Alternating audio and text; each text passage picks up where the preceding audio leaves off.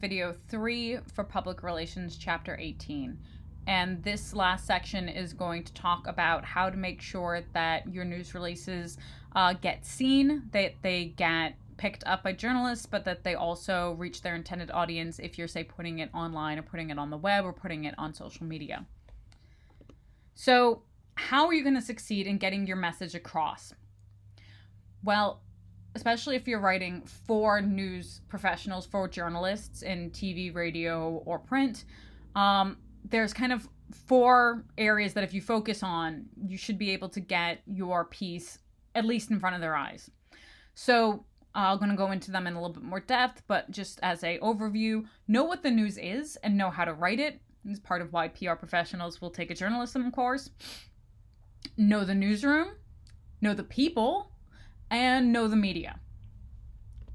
So if you work in PR, you're probably going to write more news releases than anything else you do. You might get hired for something very specific, but you, at least when you start off, you're going to get a lot of kind of like, you want to get your organization's message in front of most people as possible. The way to do that is to get it into the news. You're going to be writing for print, radio, and TV. One thing to think about is that email pitches can be a great way to at least start the conversation, so that way you aren't like just throwing all the information in front of a journalist, but you're kind of giving them a little bit of a teaser. You're piquing their interest, and then you can give them more details. And one thing to kind of just realize and to keep in mind is that blog posts by organizations are often just news releases dressed up. They just are what you would be sending out to a news source, but you're just putting it on your own website.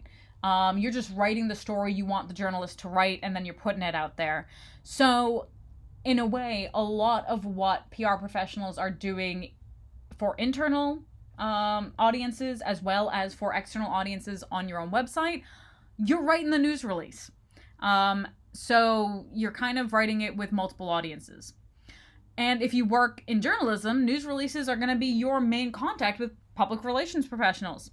I thought there were some really interesting facts in the book in terms of they gathered data around how much attention journalists are going to give a press release before they decide whether or not they're going to pay attention to it. You've got 3 seconds to get the attention of a journalist, and they're not going to spend more than 1 minute reading it. So you really want to make sure that you write something that catches their attention. How are you going to break through and get their attention?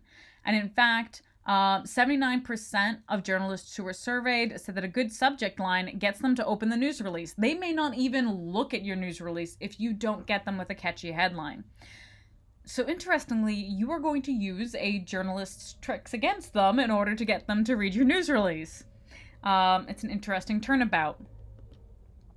So you want to know what news is and how to write it. So, going back to what's newsworthy and what was that, chapter 1 or 2 of our book, if you know that, then you're more likely to be able to appeal to someone.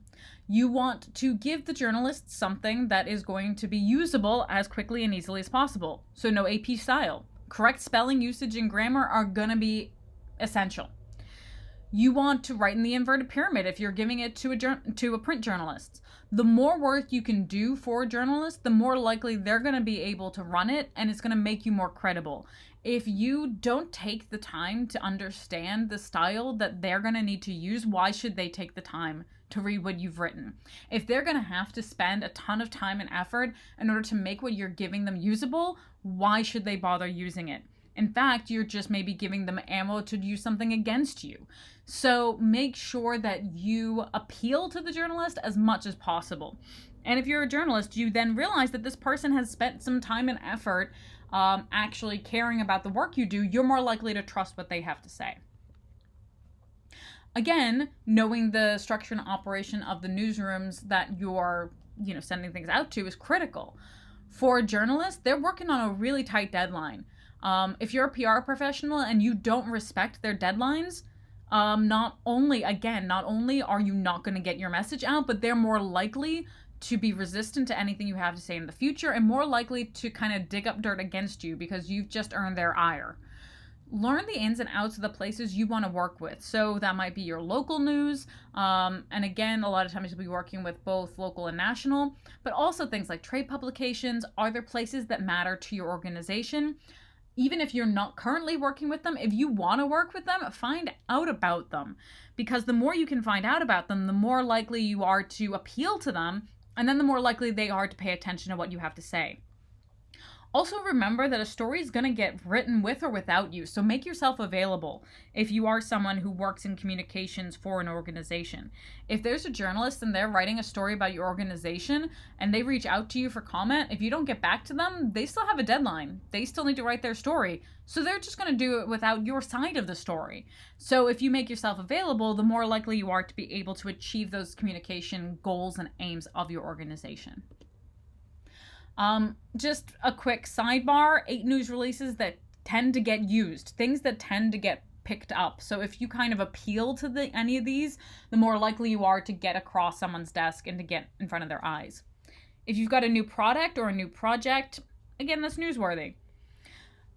Remember that the prominence of people also impacts the newsworthiness of a story. So if there are important people who get personnel promotions or demotions, that tends to be something that makes the news. You're more likely to be probably touting a promotion than a demotion, but remember that if someone like your president gets demoted, someone might reach out to you about that. If there are trends, and that's something you can latch onto, that's terrific. And kind of speaks to 2 more points down. Conflict. Again, this is something that makes something newsworthy. If there's a conflict and you can spin it to your advantage, think about when we were talking about the brands that have fake feuds. And that brings us to topicality. If there is news from your organization you want to get out there, if you can relate it to pressing issues, if you can relate it to something that's in the news anyways, you're more likely to get onto the news. There's also ways that you can make it applicable to the people around you. Again, if the news is appealing to a specific audience, like if it's a local news and you can appeal to local heritage, you can tie things to community roots or community history, more likely that the news is to think, okay, this is something that's newsworthy, I'm going to bother spending my time on it. Human interest stories, another great way to get something into the news. People like a feel-good story. Or if you have something that is truly bizarre and unusual, and it somehow benefits your company to have it seen, great, go for it.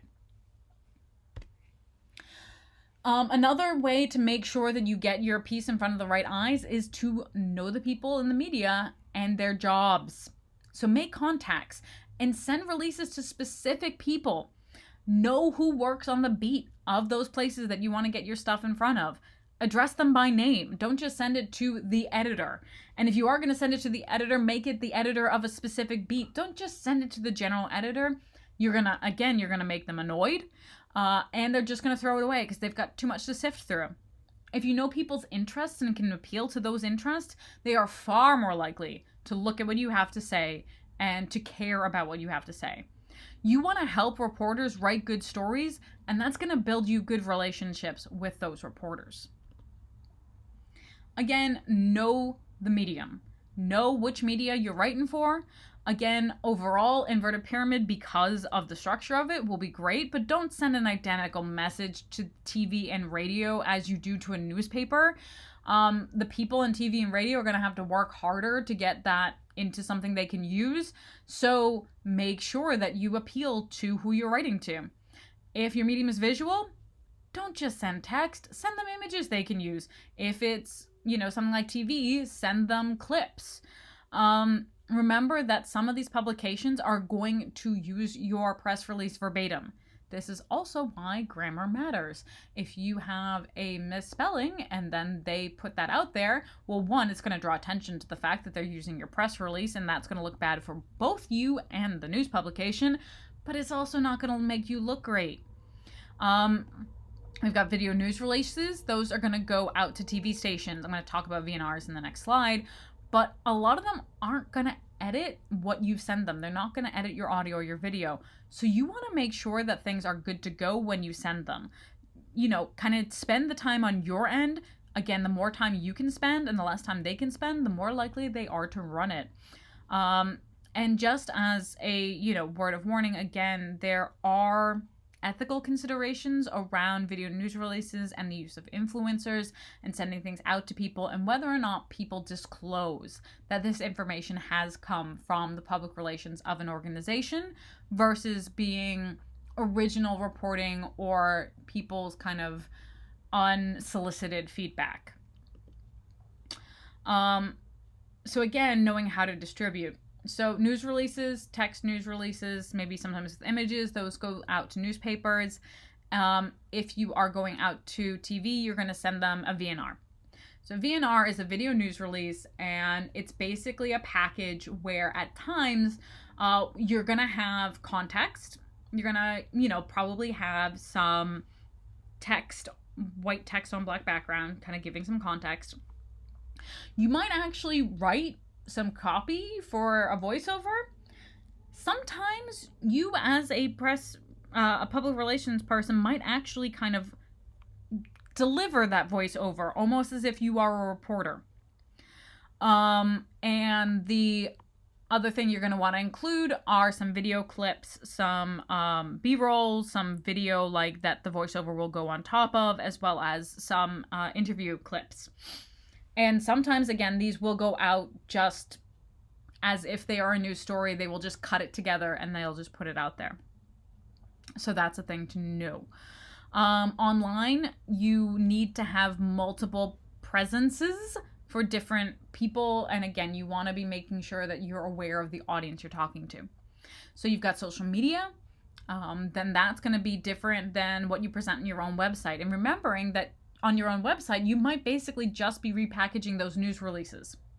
So you want to make sure that you know best practices from PR websites. So know best practices in terms of content and in terms of ethics. So again, things like TV video news releases. You want to become an expert to help your organization get its message out as best you possibly can.